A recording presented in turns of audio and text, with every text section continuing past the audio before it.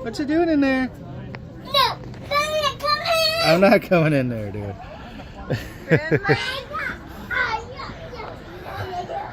Come for a nature walk and there's just a festival. I just love where we live.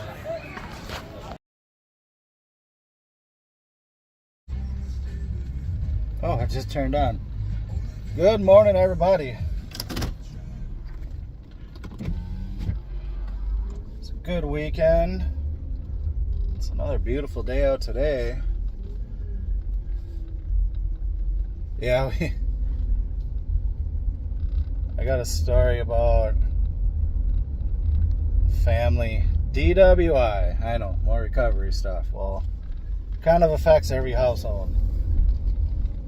And this guy's in a certain situation that's pretty bad when you want to recover. So, him and his wife are both drinkers. And, let's see, there's a certain dynamic. You got to go over the family dynamic because it has... Everybody likes to blame the person who got the D-dub or the person who has the perceived problem. But the people around them are always connected somehow. And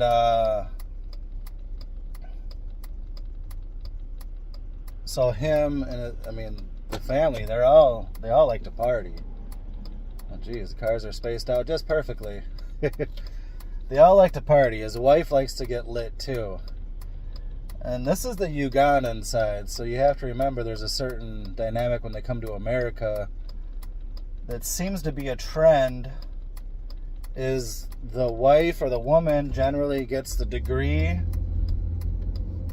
and the good job, because that is their dream, and they find a super duper nice man, generally African too, and that's for a reason, because where they come from, the women are actually oppressed.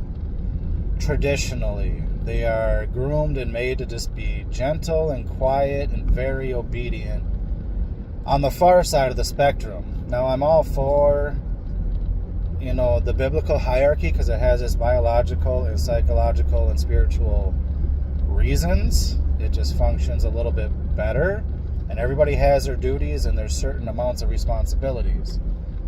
The whole man leading thing, that comes with, you can't just pawn off when bad stuff happens. You're the leader. That's your responsibility.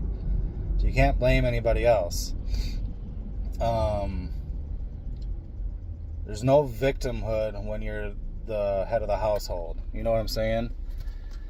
But yeah, when they come over, the women are the head of the household. The women are boisterous and louder than the men. It's a reversal. Kind of like hoarding. When you didn't have nothing when you're young, and then you collect when you're older, you know what I'm saying? And so in this certain family's dynamic, yeah, she's got the super good job he's always had, and it's kind of like the same in mine. My wife doesn't have the super good job or anything, but they seem to not want to do the house stuff anymore, you know what I mean? And are just aren't good at it. The guy kind of takes over all the fixing and blah blah blah. And the kids, because over in their culture, the women don't have to necessarily take the full load of the kids. Culturally, they have the whole village to do it, literally, and jaja. And when they're working, they're like, no, I don't have to have that responsibility anymore. But someone's got to do it. You know what I'm saying? So anyways, this guy has, over the years, had a lot of pressure put on him, and then gets ragged on for drinking too much. And he's a sneaker. He'll sneak his sips and everything. He's not a raging alcoholic like I was. He's pretty functional.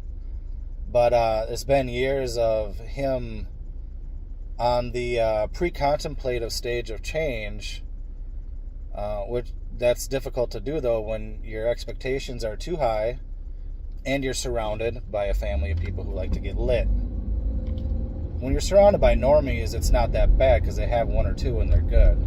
When they're getting lit in front of you, that's rare that you can quit around that, especially on your own. Well, now he got a D-dub. He got a D-dub, and he's like, I saw him once at Valley Fair in passing, and he had his tail between his legs. He was all ashamed.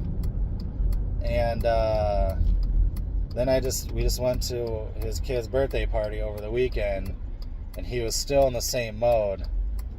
And it's his first D-dub, but nowadays it's not just a slap on the wrist. They nail you with a huge fine and make you get the little blow thing in the car and all sorts of stuff.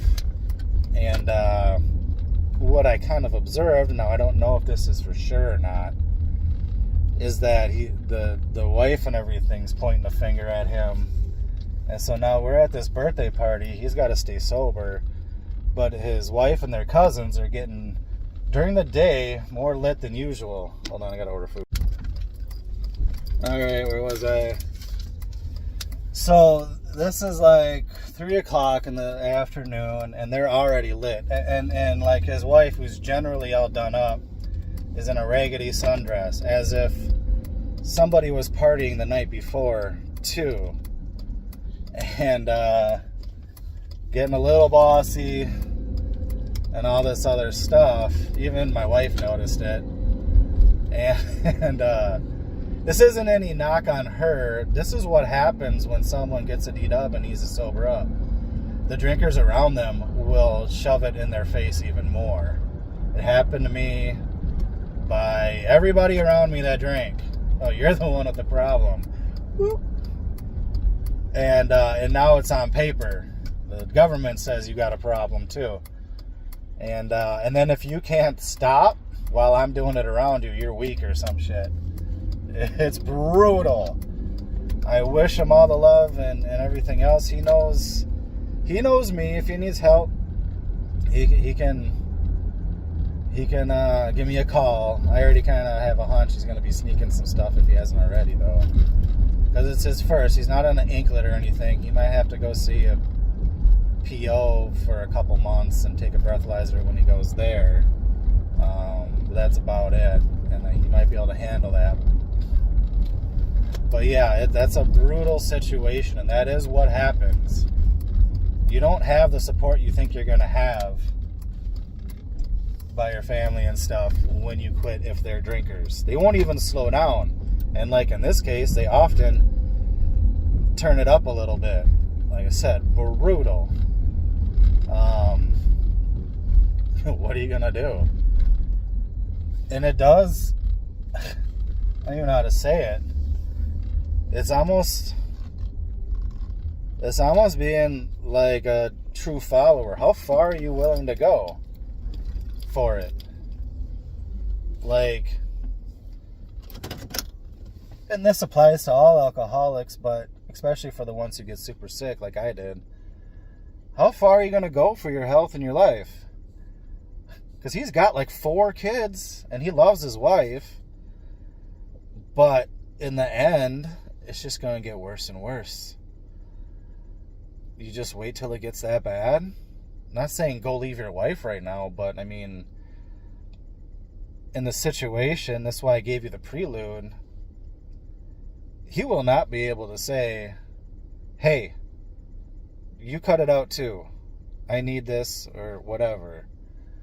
That ain't going to happen. I hope it does for all of their sake.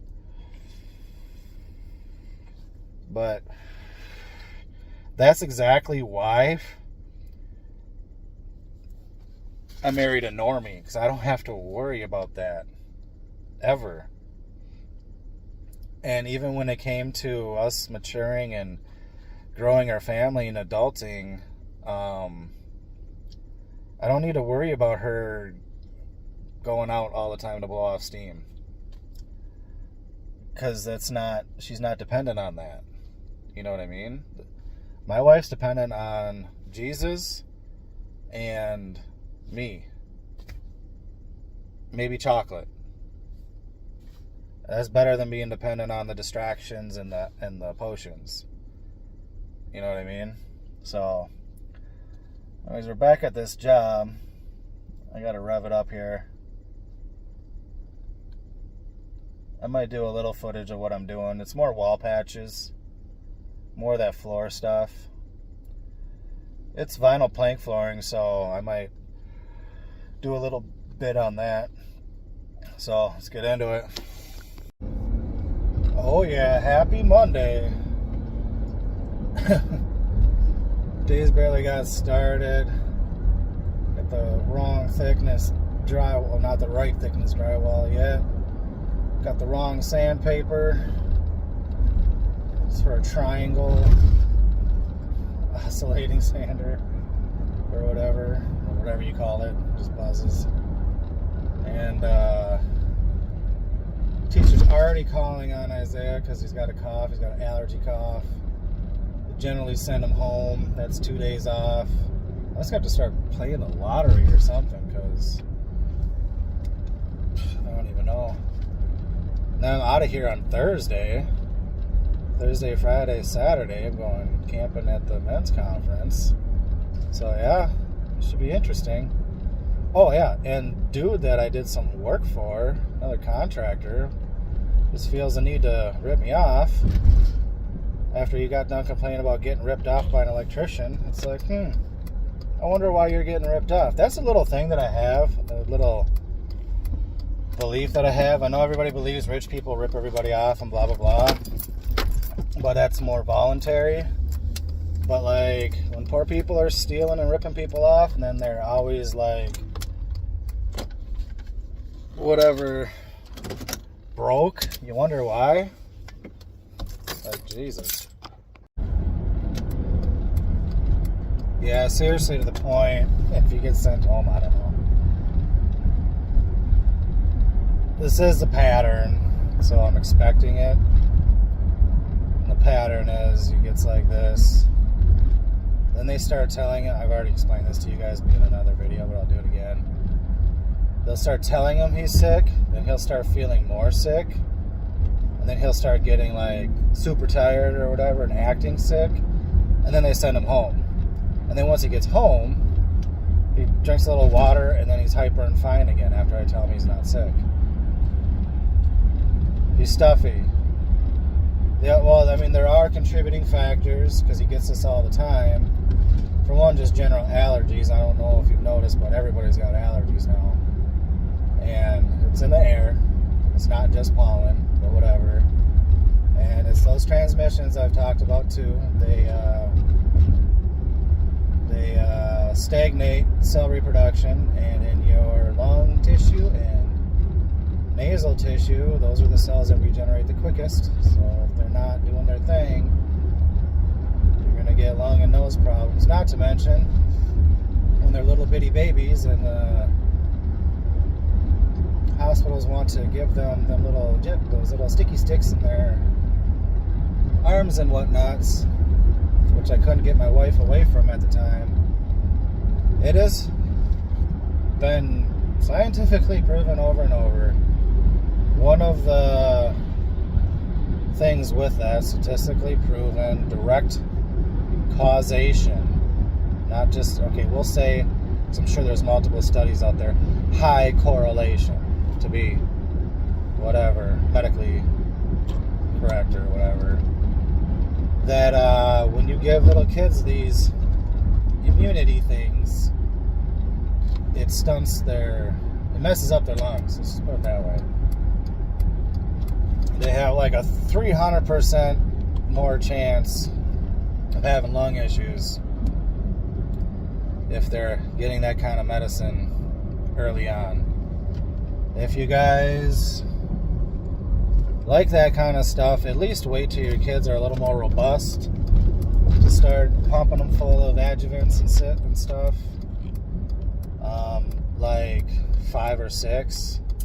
Let their immune system build a little bit. I mean, unless they have a severe condition. But if they're fine, let them be fine. If it ain't broke, don't break it. Don't let them put fear into you, you know what I'm saying? But yeah, when it gets to this, I have way pressure against it, but I get back to let's pull them. It costs a lot of money to have to stay home every other week. And then that's just with this little sinus thing that drains down into their throat, and they cough so much their lungs get inflamed. They get a little bronchitis. Granted, I don't want him being there when he feels ill, but it's hard to tell when they're sitting there pounding it into his head that he's sick, and then he comes home and he's not. And the funny thing is the teacher that he has, her son goes through the same exact stuff. So, well, actually, it's not her sending him home. It's usually the other teachers. He's got like 3. So, but yeah, it's like, do I throw the towel in on work, and just start hustling at home and hanging out with little guy and keeping him healthy? Not only that, there's another pattern. Whenever he hangs out with Jaja, I don't know if it's just her toxic personality and thoughts and whatever, but he was free of this he had ear tubes put in, so he didn't get any more ear infections, and he was free of any of this stuff for 3 months straight after years of just being out every other week. And then Jaja got her knee replacement, and the kids love Jaja, and they never got to see her before because she's always like, I gotta get ready for work, I gotta go to work. And which is funny because they started getting salty on her, and when she'd say hi, they'd just look away, and she thought that we were teaching them to hate her. And I'm like, no, they just see you as living with them but never wanting to be around them. So they go downstairs now any chance they get because she's stuck at home with her surgery knee, and it's already driving her nuts. She hates kids. She hates anything love and joy and cute. Kittens too. When we visited Uganda, there was this tiny little kitten that was just stranded and locked in her yard because they have walls around their yard. And I fed it a piece of string cheese, and then it started coming to the door, and this woman went and booted the thing. Booted a little kitten. Yeah, that's how they roll. So that, just take that kind of temperance and mentality, and you got a sweet, innocent, joyful little kid, and goes and wants to give Jaja a hug, and then he starts getting sick. Not to mention, she's got every little piece of medicine you could possibly have gotten over the years. But yeah, what do I do? Do I throw caution to the wind and whatever? And it's as if my wife won't let me, as in, not just verbally, but like, the more, she has this thing for some reason, the more tight her money gets, the more she spends. We did, the other night we had a talk about like, we're redlining it right now. And I should never say that, because the next day we happened upon this little Native American festival, and we wanted to go hiking, which is free.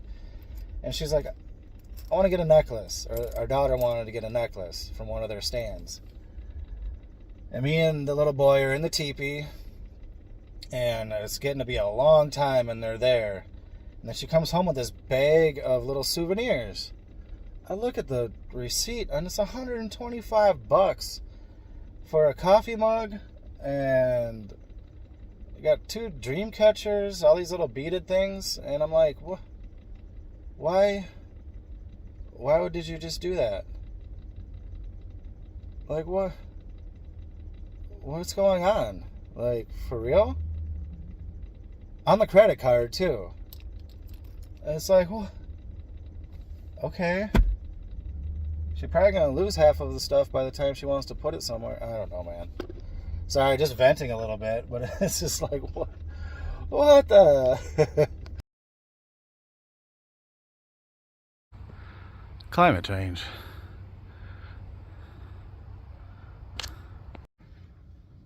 So yeah, narcissists everywhere. This contractor dude just dragging this thing along, trying to start fights. I've already, how do you say it? Started off super cordial, flexible, reduced my prices,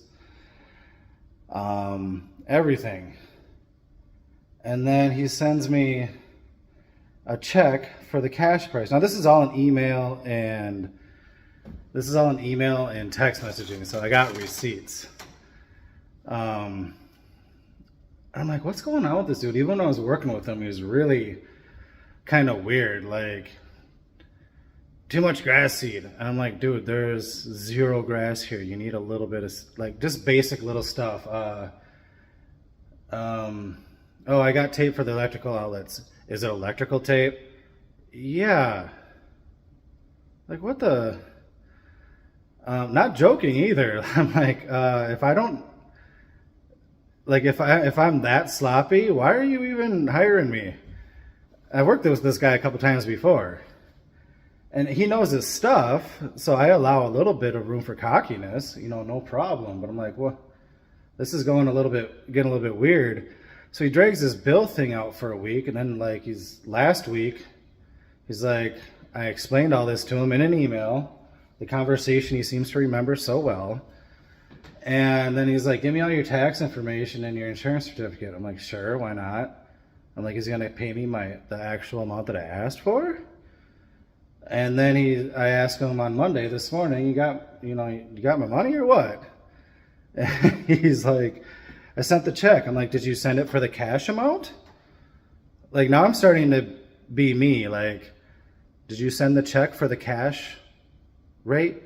You know?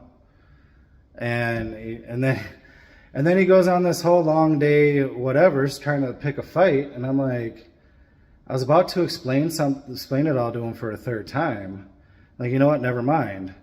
On the text. And then I just got an email like, something about me being passive aggressive and burning bridges and all this shit. I'm like, dude, I've been cordial and flexible from the beginning. Whatever you sent me in the mail, it's fine. Don't worry about it. It's not worth my time. My time's pretty precious to me. But yeah, narcissists everywhere. That's because he would have kept on going, or he was. They also plan sneakily too. He would have got more days of work out of me and then pulled this shit. And for all I know, he actually knew my real rate because he works with the guy that I work with. But anyways, we finished up all the wall patches. I'm not going to bore you. We got this floor. I remember the last time I left it off. Took off all the thin set mortar underneath the tiles. So I took my little jackhammer thing to it, the bit that I got for the Sawzall. That saved a lot of time, but I still had to chisel it away with my 5-in-1, that scraper thing, and then I gave it a quick sand with some really low, like 60 grit sandpaper. Cut these little underlay boards, pretty easy cuts. Laid them down there, and then you just take your stapler. I got one of these nice. Now they say Ryobi, is this cheapo, whatever. I've got a few Ryobi things. Got them practically for free from someone who just gave up working on houses.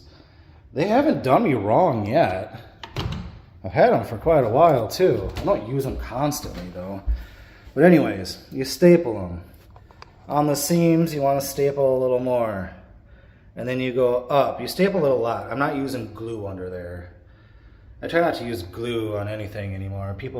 There's a lot of free float flooring going on, and that's what these are.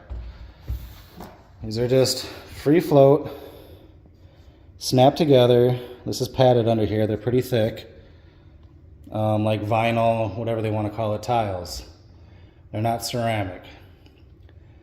And then I will just lay them.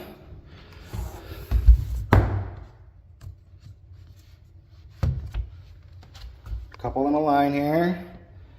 Snap them together going on up there till I gotta start making cuts. Lay them all, the easy ones, till I gotta make measured cuts. And we'll look at that when I get more into it. Alrighty. Those are the easy ones, obviously. Now we're cutting. There's a little sweet little trick to it. I am glad I did these instead of just putting more stuff down. It's just going quicker and less sloppy.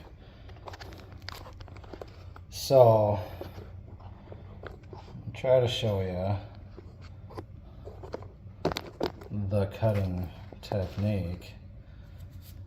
So all you do is you get 2. That sucker's already down there. I'm matching this second one up to it. All right, because I want that one. I want to cut that one. Instead of finagling with all your, oh my God, that thing's way over there. Finagling with all your measurements and whatnot.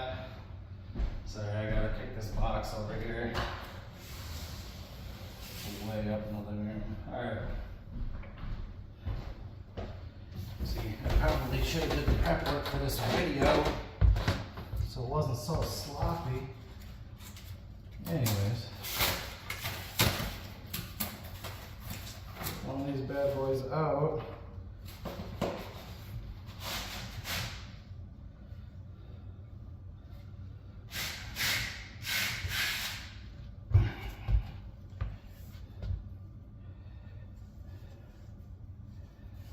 Alright. So all you do is bam, get it on there. Get it somewhat squared up there. Shove that guy in there a little bit. Give it some wiggle room though, but I don't want it showing.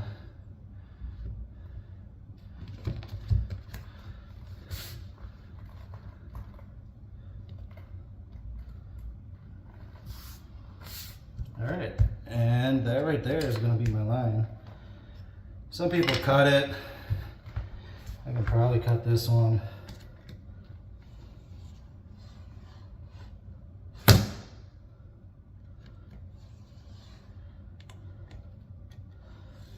try it a little bit.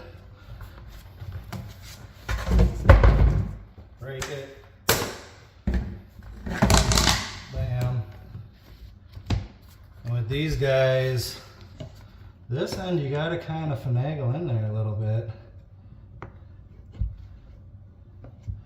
Which means you gotta get under there.